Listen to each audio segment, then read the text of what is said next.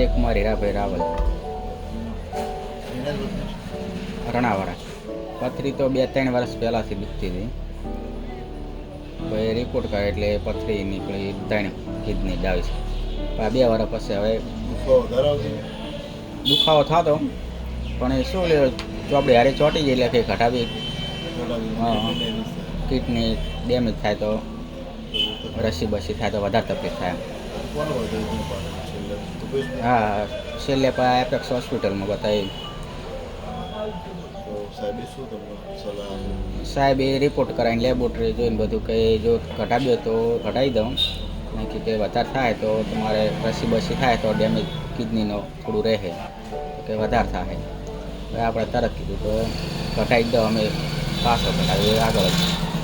ના સારું, આપણે ફોન કર્યો ને પર્સનલી દરરોજ હું ફોન કરતો, કોઈ હોય ને એ ફોન બોન ઉપાડી દે, જવાબ આલતા વ્યવસ્થિત.